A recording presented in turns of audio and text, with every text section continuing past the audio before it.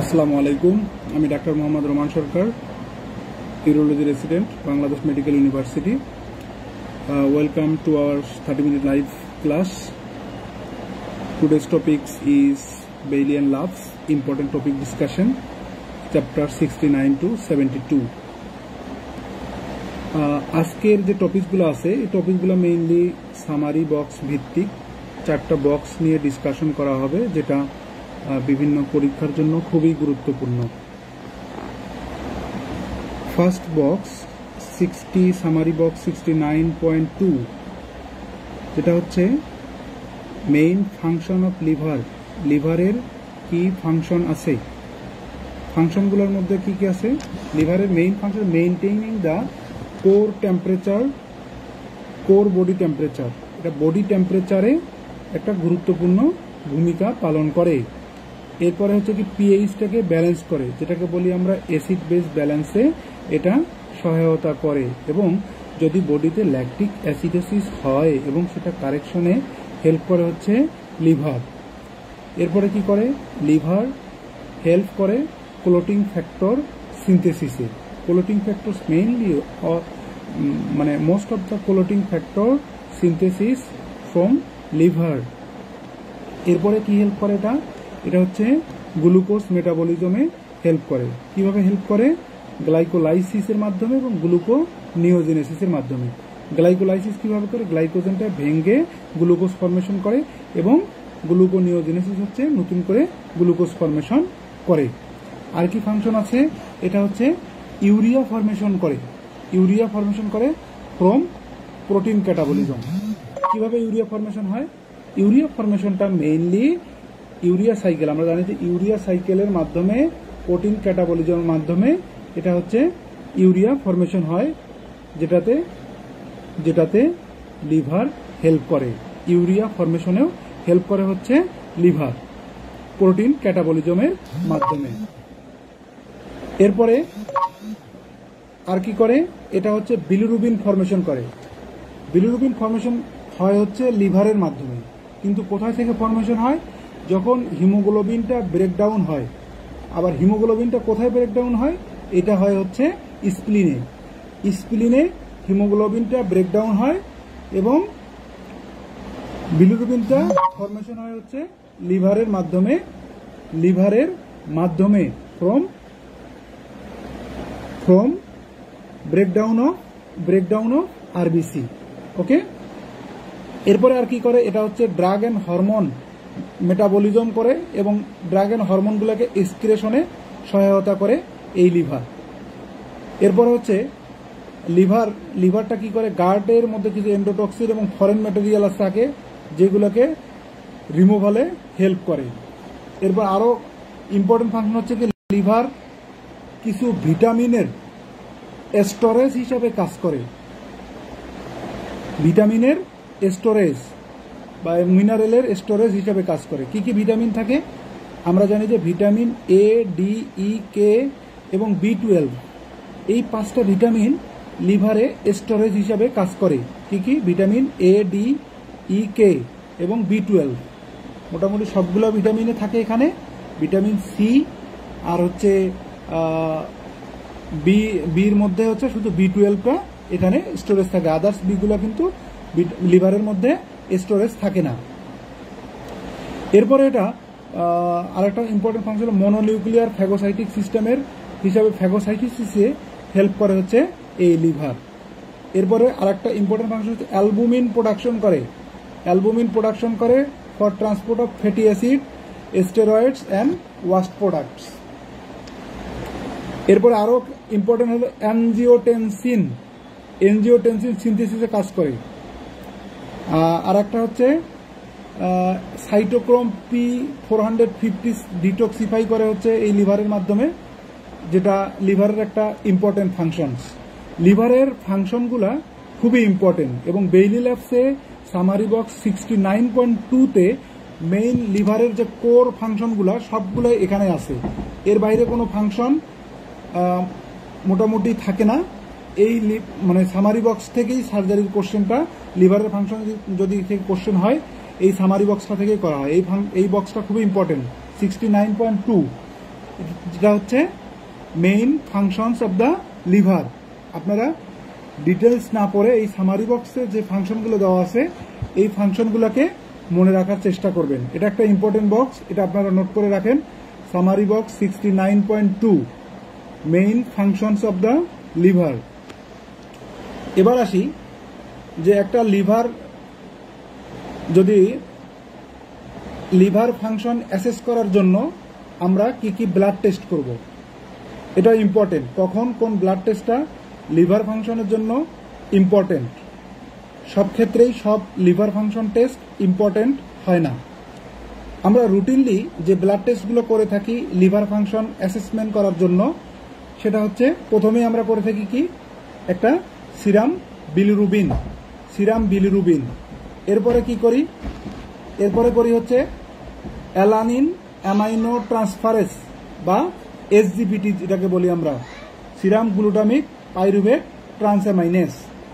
এরপরে কি করি আমরা এএলপি অ্যালকালাইন ফসফাটেস। এরপরে আমরা আরো করি এএসটি অ্যাসপার্টেট ট্রান্সঅ্যামাইনেস বা এসজিওটি, দুটো কিন্তু সেম। এরপরে আর কি করি আমরা গামা গ্লুটামাইল ট্রান্সপেপটাইডেস। তারপরে করি আমরা সিরাম অ্যালবুমিন। তারপরে হলো সিরাম টোটাল 14 এবং প্রথ্রম্বিন টাইম। এই কয়েকটা হচ্ছে লিভারের ব্লাড টেস্ট। এবং এই ব্লাড টেস্টগুলার যে নর্মাল ভ্যালুটা আছে এটা মনে রাখতে পারলেও সমস্যা নেই, না রাখলেও সমস্যা নাই। কিন্তু এই ভ্যালুগুলার কোনটা কোন ক্ষেত্রে ইনক্রিজ হয় এবং কখন করি এটা আমাদেরকে জানতে হবে। আচ্ছা, বিলিরুবিনটা আমরা আগেই জানছি যে লিভারের ফাংশন থেকে, যে এটা লিভারের থেকে সিনথেসিস হয় যখন আরবিসি ব্রেকডাউনের মাধ্যমে, এবং এক্সক্রেটেড হয় বাইলের মাধ্যমে, আইদার্স ইউরিন দিয়ে ইউরোবিলিনোজেন হিসেবে আর স্টুল দিয়ে স্টার্কোবিলিনোজেন হিসাবে। কিন্তু কথা হচ্ছে কখন আমরা বিলিরুবিনটাকে ইনক্রিজ লেভেলে পাবো, কখন যখন এক্সেসিভ অ্যামাউন্টে হিমোগ্লোবিন ব্রেকডাউন হবে, যখন হেপাটোসেলুলার ফাংশনটা ইম্পেয়ারমেন্ট হবে, এবং যদি কোনো মেকানিক্যাল অবস্ট্রাকশন থাকে। তাহলে কোন কোন ক্ষেত্রে হচ্ছে, এক নাম্বার হচ্ছে যদি হিমোগ্লোবিন ব্রেকডাউনটা বেশি হয়, যদি হেপাটোসেলুলার ফাংশনটা ইম্পেয়ারমেন্ট হয় এবং কোনো যদি মেকানিক্যাল অবস্ট্রাকশন থাকে, তখন এই বিলিরুবিনটাকে আমরা ইনক্রিজ লেভেলে পাবো। আর যদি মনে করেন যে কোনো সেকেন্ডারি কমপ্লিকেশন নাই কিন্তু তারপরও বিলিরুবিন বেশি, তখন আমরা একবারে ধরে নিব যে লিভার ফাংশনটা ডিটোরেট করতেছে, এই জন্য বিলিরুবিনটা বাড়তেছে। তাহলে আমাদেরকে এই কন্ডিশনগুলা মনে রাখতে হবে যে কোন কোন ক্ষেত্রে আমরা ইনক্রিজ বিলিরুবিনটা পাবো। এরপরে আরেকটা ইম্পর্টেন্ট ফাংশন আমরা লিভার টেস্ট করি হচ্ছে কি এএলপি অ্যালকালাইন ফসফাটেস। অ্যালকালাইন ফসফাটেসটা মনে রাখবেন যে এটা হচ্ছে অবস্ট্রাকটিভ জন্ডিস বা any type of obstruction in the common bile duct. Common bile duct যদি কোনো অবস্ট্রাকশন হয় তখন আমরা এই এএলপিটাকে ইনক্রিজ লেভেলে পাবো। এএলপি শুধু এই অবস্ট্রাকটিভ ক্ষেত্রেই পাওয়া যায় না, কিছু কিছু ক্ষেত্রে স্কেলিটাল যে ডিজিজগুলো থাকে সেখানেও কিন্তু আমরা এই এএলপিটাকে ইনক্রিজ লেভেলে পাবো। কি ধরনের ডিজিজ থাকে, যেমন হচ্ছে প্যাজেট ডিজিজের ক্ষেত্রে এই এএলপিটা আমরা ইনক্রিজ লেভেলে পাবো। এরপরে হচ্ছে আরেকটা ইম্পর্টেন্ট ডিজিজ থাকে প্রোস্টেট ক্যান্সারের ক্ষেত্রেও এই এএলপিটা আমরা ইনক্রিজ লেভেলে পাই। তাহলে এএলপি কি কি কন্ডিশনে বাড়তে পারে, একটা হচ্ছে অবস্ট্রাকটিভ জন্ডিস বা এনি আদার অবস্ট্রাকশনের ক্ষেত্রে এই এএলপিটাকে আমরা ইনক্রিজ লেভেলে পাবো। আর একটা হচ্ছে ইম্পর্টেন্ট হচ্ছে প্যাজেট ডিজিজ এবং প্রোস্টেট ক্যান্সার, এইসব কন্ডিশনে আমরা এএলপিটা ইনক্রিজ লেভেলে পাবো। এরপরে আমরা হচ্ছে এসজিপিটি বা এসজিওটি, এএলটি, এএসটি, এই টেস্টগুলো আমরা সাধারণত করি একুট লিভার যদি কোনো সমস্যা থাকে, একুট লিভার ফেইলিওর হলে পরে এই মার্কারগুলো বাড়বে। এসজিপিটি এবং এসজিওটি যদি একুট লিভার বা একুট হেপাটোসেলুলার যদি ড্যামেজ হয় সেক্ষেত্রে আমরা এই লিভার মার্কারগুলো বেশি পাবো। এরপরে হচ্ছে কি গামা গ্লুটামাইল ট্রান্সপেপটাইডেস। গামা গ্লুটামাইল ট্রান্সপেপটাইডেসটা আমরা কোন ক্ষেত্রে ইনক্রিজ পাবো? এটা হচ্ছে alcoholic liver disease. Alcoholic liver ডিজিজের ক্ষেত্রে যদি গামা গ্লুটামাইল ট্রান্সপেপটাইডেসটা ইনক্রিজ পাওয়া যায়, তার মানে হচ্ছে এটা অ্যালকোহলিক লিভার ডিজিজ। এরপরে আমরা আরেকটা important test liver function assess করার জন্য আমরা করে থাকি, সেটা হচ্ছে সিরাম অ্যালবুমিন। এবং সিরাম অ্যালবুমিনের মাধ্যমে আমরা লিভার ফাংশনটাকে অ্যাসেস করতে পারি যে লিভারটা ঠিক মতো কাজ করতেছে কিনা। কারণ protein synthesis mainly from liver এরা লিভারের একটা ইম্পর্টেন্ট সিনথেটিক ফাংশন। এরপর হচ্ছে আমরা সিরাম টোটাল প্রোটিনটাও করে থাকি। আর একটা হচ্ছে ইম্পর্টেন্ট ফাংশন হচ্ছে প্রথ্রম্বিন টাইম। প্রথ্রম্বিন টাইমটা আমরা করব, কারণ লিভার যদি ফাংশন যদি ইম্পেয়ার্ড হয় তখন দেখা যাবে যে হচ্ছে ক্লোটিং ফ্যাক্টরের সমস্যা হবে। আর ক্লোটিং ফ্যাক্টরগুলো মেইনলি সিনথেসিস ফ্রম লিভার। এই জন্য আমরা প্রথ্রম্বিন টাইমটাও অ্যাসেস করি in case of liver disease. Okay, এটা ছিল হচ্ছে important routinely blood test for the assessment of liver function. Liver ফাংশনের জন্য আমরা কি কি ব্লাড টেস্ট করব? Table 69.1 important investigation, blood investigation, not imaging. হ্যাঁ, এরপরে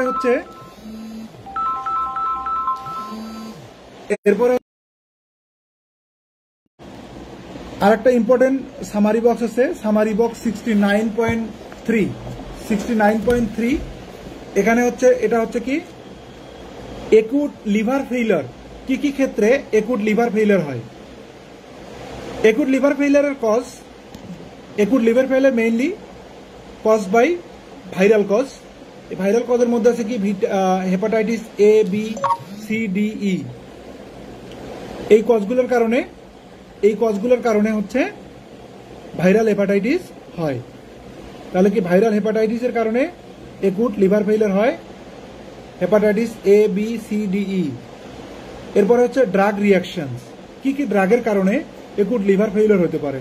একটা হচ্ছে হ্যালোথেন, আইসোনিয়াজাইড, রিফাম্পিসিন। অ্যান্টিডিপ্রেশনস যদি আমরা এটাকে ওভারডোজে দিয়ে দেই সেক্ষেত্রে, এবং যদি লং টাইম ধরে খায় সেক্ষেত্রে কিন্তু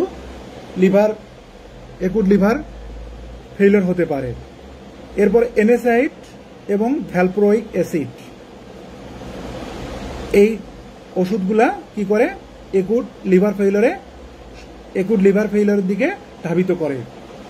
এরপরে হচ্ছে যদি প্যারাসিটামল ওভারডোজ হয় সেক্ষেত্রেও একুট লিভার ইনজুরি হবে। এরপরে আমরা কিছু মেডিসিন দিয়ে পেশেন্টকে ছেড়ে দিই, সেক্ষেত্রেও একুট লিভার ইনজুরি হতে পারে যদি আমরা অ্যান্টিবায়োটিক্স লং টাইম দেই এবং ওভারডোজে দেই। NSAID, অ্যান্টিকনভালসেন এবং যদি স্টেটিনটাও লং টাইম ওভারডোজে দেওয়া হয় সেক্ষেত্রেও একুট লিভার ড্যামেজ হতে পারে। হার্বাল মেডিকেশনের ক্ষেত্রেও লিভার ড্যামেজ হয়, হার্বাল মেডিকেশন। এরপরে হচ্ছে মাশরুম যদি পয়জনিং হয় সেটাও, এবং কিছু টক্সিন থাকে যে টক্সিনগুলোর কারণে একুট লিভার ফেইলার হয়, সেটা হচ্ছে কার্বন টেট্রাক্লোরাইড, তারপরে হচ্ছে solvent for industrial use and varnish. Industries যে সলভেন্টগুলো ইউজ করা হয় ভার্নিশ করার কাজে, সেগুলোও একুট লিভার ফেইলারে সহায়তা করে। এরপরে হচ্ছে মাল্টি অর্গান ফেইলার হলে পরে সেখানে একুট লিভার ড্যামেজ হয়। শক, একটা পেশেন্টের যদি শক কারেকশন করা না হয় সেই পেশেন্টটাও আস্তে আস্তে একুট লিভার ফেইলারের দিকে ধাবিত হবে। এরপরে হচ্ছে অটো ইমিউন ডিজিজের ক্ষেত্রেও একুট লিভার ফেইলার হয়। একুট বার্থচিয়ারি সিনড্রোম এর ক্ষেত্রেও একুট লিভার ফেইলার হয়। হিট স্ট্রোক করলেও একটা পেশেন্টের যদি হিট স্ট্রোক করে সেক্ষেত্রেও একুট লিভার ফেইলার হয়। এরপরে ভাইরাল কিছু ডিজিজ আছে, তার মধ্যে ইম্পর্টেন্ট হচ্ছে চিকেন পক্সের ক্ষেত্রে রেইস সিনড্রোম যেটা থাকে, সেখানে হচ্ছে এই একুট লিভার ফেইলার আমরা পাই। এটা ছিল হচ্ছে সামারি বক্স 69.3। এটা খুবই ইম্পর্টেন্ট বিভিন্ন পরীক্ষার জন্য। Causes of acute liver failure, কি কি কারণে একুট লিভার ফেইলার হয়, এই কজগুলো আপনারা মনোযোগ দিয়ে পড়বেন। এটা খুবই ইম্পর্টেন্ট একটা বক্স। এবং সবগুলোই মনে রাখার চেষ্টা করবেন, এখান থেকে কোশ্চেন হয়। এরপরে আরেকটা ইম্পর্টেন্ট বক্স, আজকে লাস্ট যে বক্সটা আলোচনা করা হবে সেটা হচ্ছে ফিচার্স অফ সিএলডি বা chronic liver disease. Summary box 69.6, কি কি ফিচার্স থাকলে আমরা ওটাকে সিএলডি বলি, যেটা মেডিসিনে পড়ানো হয় স্টিগমাটা হিসাবে। আমাদের এখানে ওইভাবে স্টিগমাটা না, এটা জাস্ট ইম্পর্টেন্ট যে ফিচার্সগুলা সিএলডিতে পাবো সেই ফিচার্সগুলো এই সামারি বক্স 69.6-এ দেওয়া আছে। এটার মধ্যে আছে কি লেথার্জি, লেথার্জি হলে পরে পাবো ফিভার, জন্ডিস। একটা সিএলডির পেশেন্ট কি পাবো, তার পাবো হলো কি ফিভার, লেথার্জি হবে পেশেন্ট, জন্ডিস তো অবশ্যই পাবো, জন্ডিস থাকবে। এরপরে হচ্ছে প্রোটিন ক্যাটাবলিজম হয়, ক্যাটাবলিজম হওয়ার কারণে এর পেশেন্টের মাসেল ওয়াস্টিং থাকে। এরপরে হচ্ছে কার্ডিয়াক কিছু কজ থাকে, কার্ডিয়াক কজে যদি হাইপার ডাইনামিক যদি সার্কুলেশন থাকে সেক্ষেত্রে আমরা এই সিএলডি চিন্তা করব। এরপর হচ্ছে কি নিউরোলজিক্যাল, হেপাটিক এনক্যাফালোপ্যাথির পেশেন্টের হেপাটিক এনক্যাফালোপ্যাথি ডেভেলপ করবে এই সিএলডির পেশেন্টগুলা। এরপরে আর একটা important feature in case of CLD, এই পেশেন্টগুলো পোর্টাল হাইপারটেনশন ডেভেলপ করে। পোর্টাল হাইপারটেনশন এখন আসতে পারে যে causes of portal hypertension. Portal hypertension কি কি কজ আছে, একটা হচ্ছে অ্যাসাইটিসের কারণে পোর্টাল হাইপারটেনশন হতে পারে, ইসোফেজিয়াল ভেরিসিস যদি থাকে সেক্ষেত্রে পোর্টাল হাইপারটেনশন হতে পারে। এরপরে যদি স্প্লিনোমেগালি হাইপার স্প্লিনিজম থাকে সেক্ষেত্রেও পোর্টাল হাইপারটেনশন হতে পারে। মনে রাখবেন যে কজগুলো বেইলি লাভসের বক্সে দেওয়া থাকে, মেইনলি এই বক্সগুলো থেকেই কোশ্চেনগুলো করা হয়, সরাসরি দেখা যাবে যে লাইনগুলো তুলে দেওয়া হয়। এই জন্য বক্সগুলো খুব ইম্পর্টেন্ট ভাবে এবং খুবই গুরুত্ব সহকারে পড়বেন। পোর্টাল হাইপারটেনশনের কজ খুব ইম্পর্টেন্ট। কি কি কজ আছে, একটা হচ্ছে অ্যাসাইটিস, ইসোফেজিয়াল ভেরিসিস, স্প্লিনোমেগালি, হাইপার স্প্লিনিজম, আরও অনেক কজ আছে পোর্টাল হাইপারটেনশনের, কিন্তু এই কজগুলো হচ্ছে ইম্পর্টেন্ট। এরপরে কিছু কিউটিনিয়াস ফিচার্স পাওয়া যায়, spider navy, পামার erythema. Spider navy পাওয়া যাবে ইন কেস অফ সিএলডিতে কি ফিচার পাওয়া যায়, একটা হলো কিউটিনিয়াস ফিচারের মধ্যে ইম্পর্টেন্ট হচ্ছে কি স্পাইডার নেভি এবং পামার ইরাইথেমা। আর বাকি যেগুলো বললাম যে লেথার্জি, ফিভার, জন্ডিস, কোয়াগুলোপ্যাথির ফিচার পাওয়া যাবে। তারপরে কার্ডিয়াক কিছু ফিচার পাওয়া যায়, আর হচ্ছে নিউরোলজিক্যাল ফিচার, আর হচ্ছে ইম্পর্টেন্ট হচ্ছে পোর্টাল হাইপারটেনশন। পোর্টাল হাইপারটেনশনের কজগুলো জানতে হবে। আর কিউটিনিয়াস কি কি পাওয়া যায়, স্পাইডার নেভি এবং পামার ইরাইথেমা। আজকে আমাদের যে 4টা বক্স নিয়ে আলোচনা করার কথা ছিল, 4টা বক্সেই আপনাদের বিভিন্ন পরীক্ষা, রেসিডেন্সি, এফসিপিএস, ডিপ্লোমা, যে কোনো পরীক্ষার জন্য খুবই ইম্পর্টেন্ট, কারণ বেইলি ল্যাবস থেকে সব ধরনের পরীক্ষায় কোশ্চেন হয় এবং সরাসরি লাইন তুলে দেওয়া হয়। যে অ্যানাটমিটা দেখা যাচ্ছে যে আপনি কোথাও পাচ্ছেন না, আমাদের যে বিভিন্ন বইগুলো থাকে সেখান থেকে কোশ্চেন না করে দেখা যায় যে বেইলি ল্যাবসের অ্যানাটমি থেকে সরাসরি তুলে দেওয়া হয়। এই জন্য বেইলি ল্যাবসটা পড়লে অনেক উপকৃত হবেন সবাই, সেটা রেসিডেন্সি হোক, ডিপ্লোমা হোক বা যে কোনো পরীক্ষার জন্য, এফসিপিএস এর জন্য তো অবশ্যই ইম্পর্টেন্ট। তাহলে আমাদের আজকের টপিক ছিল হচ্ছে সামারি বক্স 69.2, যেটা ইম্পর্টেন্ট আপনারা মার্ক করে রাখেন। এটা হচ্ছে কি main function of the liver. এরপরে আর একটা আলোচনা করছি, সেটা হচ্ছে 69.1, routinely available blood test for the assessment of liver function. আর একটা হচ্ছে summary box 69.3, causes of acute liver failure. আর এরপরে আলোচনা করা হয়েছে সেটা হচ্ছে features of chronic liver disease, summary box 69.6। এই চারটা বক্সকে আপনারা মার্ক করে রাখেন, 4টা বক্সই খুবই ইম্পর্টেন্ট। আমরা চেষ্টা করতেছি যে পার্ট ক্লাসগুলো নিয়ে আপনাদেরকে অল্প সময়ের মধ্যে ইম্পর্টেন্ট টপিকসগুলো বুঝাই দেওয়া, যাতে আপনারা সবাই উপকৃত হন এবং যারা নতুন করে শুরু করতেছেন তারা উপকৃত হবেন এই ম্যাট্রিক্সের 30 মিনিট লাইভ ক্লাসের মাধ্যমে, যে কোন টপিকসগুলো আমাদেরকে পড়তে হবে পরীক্ষার জন্য আর কোনগুলো পড়তে হবে না, এটা জানা খুবই জরুরি। এই জন্য যে টপিকসগুলো আমরা সিলেক্ট করে দিচ্ছি, এই টপিকগুলো আপনারা খুব মনোযোগ সহকারে পড়বেন। আমাদের বেস্ট মেন্টররা এই টপিকগুলো সিলেক্ট করছেন। আমরা বিভিন্ন ক্লাসের মাধ্যমে আশা করি যে গোটা বেইলি ল্যাবসটাই আমরা শেষ করব। আপনারা কেউ যদি এই 30 মিনিট ক্লাসগুলো মনোযোগ সহকারে করেন এবং সবগুলো ক্লাস করেন। আশা করি বেলি ল্যাবসের সবগুলা টপিকসে আপনাদের টাচ হবে এবং কোন টপিকগুলো আপনাদের পড়তে হবে এটা নিয়ে আর দ্বিধাদ্বন্দ্ব থাকবে না। যারা সময় কম পান বড় বড় ক্লাসগুলো করার, তাদের জন্য এটা খুবই উপকারী যে 30 মিনিট লাইভ ক্লাসের মাধ্যমে আপনারা এই টপিকসগুলো পেয়ে যাবেন। আপনারা চেষ্টা করবেন, ম্যাট্রিক্সে বিভিন্ন ব্যাচ চালু আছে অফলাইন এবং অনলাইন। এটা হচ্ছে রেসিডেন্সি লং ব্যাচ আছে, FCPS জুলাই ক্রাশ ব্যাচ চালু আছে। আপনারা এগুলান অফলাইন এবং অনলাইন দুইটা ব্যাচেই ভর্তি হতে পারেন। যদি কারো ক্লাস করা সম্ভব না হয় সেক্ষেত্রে শুধু এক্সাম ব্যাচে ভর্তি হতে পারেন। এক্সাম ব্যাচে ভর্তি হলেও আপনারা অনেক উপকৃত হবেন। আপনাদের সবাইকে ধন্যবাদ মনোযোগ দিয়ে ক্লাস করার জন্য। আসসালামু আলাইকুম।